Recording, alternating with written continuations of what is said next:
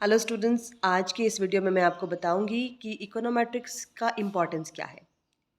Y study econometrics, इसका relevance क्या है। आप लोगों के मुझे कुछ मैसेजेस मिले कि शिप्रा मैम ये बताइए कि हम इकोनोमेट्रिक्स पढ़ते क्यों हैं और इसका इम्पोर्टेंस क्या है। तो देखिए स्टूडेंट, मैं आपको बहुत ही बेसिक नॉलेज देने वाली हूँ कि इकोनोमेट्रिक्स क्या है और इसका इम्पोर्टेंस क्या है। सबसे पहली बात, आप इकोनॉमिक्स में जो कुछ भी पढ़ते हो, जैसे मांग एवं पूर्ति का नियम ही हम ले लें, डिमांड एंड सप्लाई। आप जो भी पढ़ते हो वो नियम बना कैसे, उस नियम को बनने के लिए उसमें जो रिलेशन है उसको इस्टेब्लिश किया गया होगा।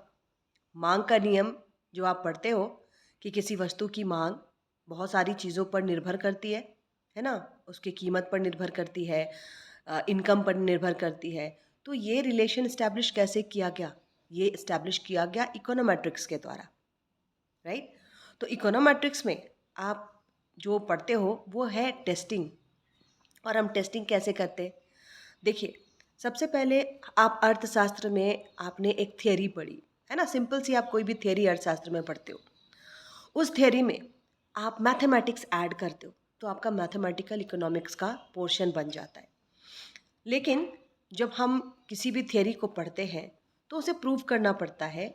हम इसी तरह से लिखकर आगे नहीं बढ़ सकते कि मांग का जो नियम है, higher the price lower the demand and lower the price higher the demand, ऐसा हम यूं ही नहीं कह सकते, है ना।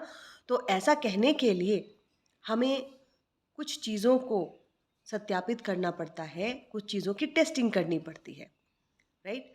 तो अब बात चलती है टेस्टिंग की। टेस्टिंग हम कैसे करते हैं? टेस्टिंग हम करते हैं इकोनोमेट्रिक्स में।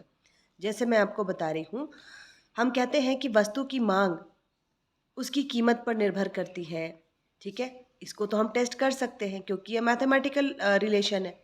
उसके अलावा वस्तु की मांग किसी और वस्तु की कीमत पर भी निर्भर करती है ना। जो हम पढ़ते हैं कि इसमें कॉम्प्लीमेंट्री गुड है, सब्स्टिट्यूट गुड है, ये भी बात सही है।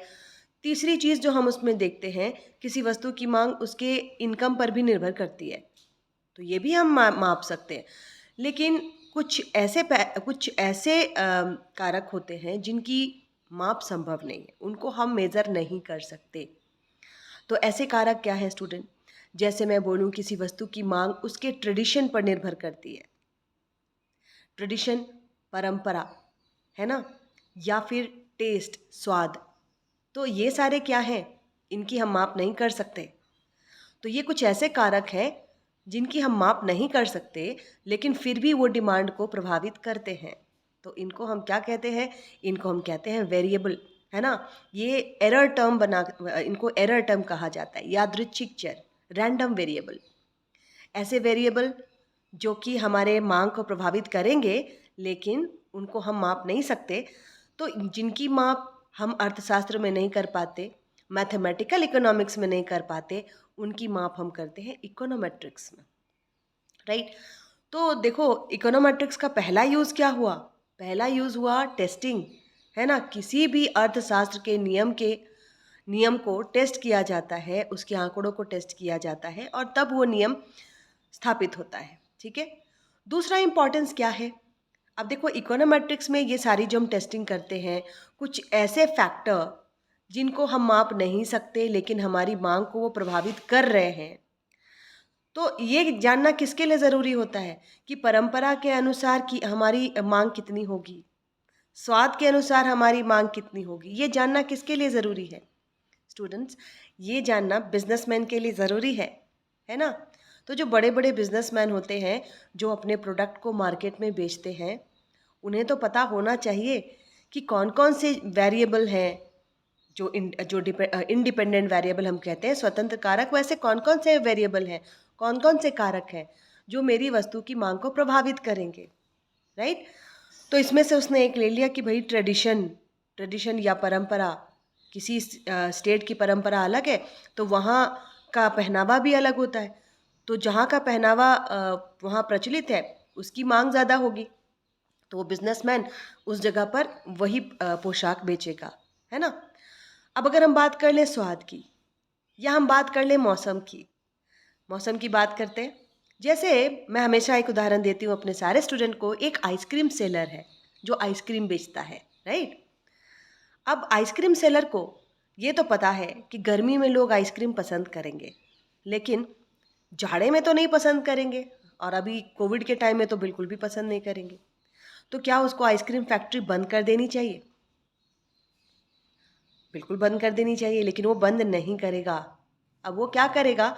वो सारे आंकड़े कलेक्ट कराएगा कि जाड़े में कितनी आइसक्रीम बिकती है और गर्मी में कितनी आइसक्रीम बिकती है ना?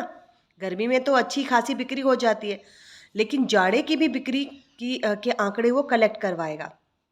कलेक्ट करने के बाद टाइम सीरीज पे आंकड़े कलेक्ट कराने के बाद टेस्टिंग कराई जाएगी कि क्या जाड़े में भी आइसक्रीम की बिक्री को उसे जारी रखना चाहिए या नहीं, या दुकान बंद कर देनी चाहिए। तो इसे हम कहते हैं इकोनोमेट्रिक्स में फोरकास्टिंग, है ना, पूर्वानुमान लगाना। तो जो बिजनेसमैन है वो इकोनोमेट्रिक्स की सहायता से फोरकास्टिंग करेगा कि भाई गर्मी में तो आइसक्रीम बिक्री होती है, लेकिन आंकड़े बताते हैं टेस्टिंग के बाद कि जाड़े में भी कुछ बिक्री तो मेरे आइसक्रीम की हुई है, तो मैं दुकान बंद नहीं करूँगा, है ना। बिजनेसमैन यही सोचेगा। अब वो क्या करेगा भाई? फोरकास्टिंग तो उसने कर ली, जहाँ उसकी मदद इकोनोमेट्रिक्स ने की, राइट। तो अब वो क्या करेगा? अब वो ऑफर लाएगा, buy one get two free. ऐसे ऑफर्स मिलते हैं ना हमें मॉल में। हम किसी मॉल में जाते हैं तो हम देखते हैं ऑफर मिल रहा है, चलो भाई ले लो, है ना, ज़रूरत हो ना हो फिर भी ले लो, ऐसा करते हो ना कभी कभी। तो ये buy one get two free या buy one get three free, ये ऑफर्स कैसे आते हैं? ये ऑफर्स आते हैं फोरकास्टिंग के द्वारा। और फोरकास्टिंग कैसे की जाती है? इकोनोमेट्रिक्स के द्वारा। इकोनोमेट्रिक्स में पैरामीटर्स की टेस्टिंग करते हैं, एफ टेस्ट लगाते हैं, कभी जेड टेस्ट लगाते हैं, कभी टी टेस्ट लगाते हैं, है ना। और हम ये जानना चाहते हैं, हम मतलब जो भी बिजनेसमैन है, या कभी कभी सरकार भी इकोनोमेट्रिक्स की सहायता लेती है इंडेक्स को फोरकास्ट करने के लिए। इन्फ्लेशन बढ़ेगा या घटेगा, तो जितने आंकड़े हैं उनको कलेक्ट करके और फोरकास्टिंग की जाती है कि हमारी मुद्रास्फीति बढ़ सकती है या घट सकती है। तो इकोनोमेट्रिक्स की स्टडी बहुत इंपॉर्टेंट है स्टूडेंट। इकोनोमेट्रिक्स ना सिर्फ बिजनेसमैन के लिए इम्पॉर्टेंट है, गवर्नमेंट के लिए भी इम्पॉर्टेंट है, और आपके लिए तो बिल्कुल इम्पॉर्टेंट है। अगर आप इकोनॉमिक्स पढ़ते हो और आपने इकोनोमेट्रिक्स नहीं पढ़ा, तो आपने हाफ इकोनॉमिक्स पढ़ा, है ना। इकोनॉमिक्स के साथ साथ इकोनोमेट्रिक्स को ज़रूर पढ़िए। और इकोनोमेट्रिक्स इतना मुश्किल नहीं है जितना हम समझते हैं। जनरली इकोनोमेट्रिक्स को हम डिटेल में पढ़ते नहीं हैं, उसके बारे में जानते नहीं हैं, इसलिए हमें वो विषय कठिन लगता है। लेकिन क्या है, इकोनोमेट्रिक्स है क्या? मेरी ये सजेशन है, आपको जैसे भी इकोनोमेट्रिक्स पढ़ना है, सबसे पहले सांख्यिकी पढ़िए। सांख्यिकी पढ़ने के बाद मैथमेटिकल इकोनॉमिक्स पढ़िए। इन दोनों का कॉम्बिनेशन होता है इकोनोमेट्रिक्स, ठीक है। जैसे इकोनोमेट्रिक्स में हम जब डाटा टेस्टिंग करते हैं स्टूडेंट, तो हम कर्टोसिस देखते हैं, मूवमेंट देखते हैं, है ना। कर्टोसिस इसको आप हिंदी में कहते हो ना, कुकुद्यता। या फिर इसके अलावा डिस्पर्जन देखते हैं कि आंकड़ों का बिखराव कैसा है। तो जब आपको डिस्पर्जन पता ही नहीं होगा, बिखराव पता ही नहीं होगा, तो फिर आप टेस्टिंग कैसे करोगे? डिस्पर्जन के बाद हम और क्या देखते हैं स्टूडेंट? विषमता, है ना। विषमता है या नहीं, आंकड़े कैसे हैं, सममित है या असममित है, सिमेट्रिकल है या असिमेट्रिकल है ना। सिमेट्रिकल मतलब नॉर्मल डिस्ट्रीब्यूशन, आंकड़ों का जो मीन मीडियन मोड है वो सेंटर में है। तो जब आप मीन मीडियन मोड पढ़े हुए रहोगे, तभी तो आप आंकड़ों का वर्गीकरण बता पाओगे। तो इकोनोमेट्रिक्स पढ़ने के पहले आप सांख्यिकी को थॉरो पढ़िए। सांख्यिकी पढ़ने के बाद मैथमेटिकल इकोनॉमिक्स पर आइए। मैथमेटिकल इकोनॉमिक्स में जो इम्पॉर्टेंट है इकोनोमेट्रिक्स के लिए, दैट इज़ डिफरेंशिएशन। अगर आप डिफरेंशिएशन पढ़ लेते हो और लिमिट, ये दोनों चीज़ें आप पढ़ लेते हो, तो आप इकोनोमेट्रिक्स में बहुत सारे क्वेश्चन सॉल्व कर लेते हैं। तो स्टूडेंट, ये मेरा सजेशन है। और this is the role and importance of econometrics. ये सभी के लिए इम्पॉर्टेंट है, खासकर बिजनेसमैन के लिए, जिनको मार्केट को जानना होता है कि मार्केट कैसा है, मार्केट में मुझे किस तरीके से अपने प्रोडक्ट को बेचना चाहिए। वो फोरकास्ट करना चाहता है, तो फोरकास्टिंग करने में उसकी मदद इकोनोमेट्रिक्स करती है। और इकोनोमेट्रिक्स की हेल्प से वो ऑफ़र ला पाता है, buy one get two free, buy one get three free, ऐसे ऑफर्स ला पाते हैं। और साथ ही गवर्नमेंट के लिए भी इम्पॉर्टेंट है। गवर्नमेंट भी फोरकास्ट करती है, इन्फ्लेशन बढ़ेगा, इन्फ्लेशन घटेगा, है ना, पॉलिसीज़ बनाती है, तो उसमें भी इकोनोमेट्रिक्स हेल्प करती है। और student, I am very happy आप लोगों ने ऐसे टॉपिक दिए जिनके बारे में मुझे बोल करके अच्छा लग रहा है, और आप लोगों को I hope, I am 100% confident कि आप लोगों को बहुत सारी चीज़ें समझ में आई होंगी। तो ऐसे कुछ और टॉपिक अगर आपको जानने हैं तो आप लोग मुझे मैसेज कर सकते हैं। Thank you.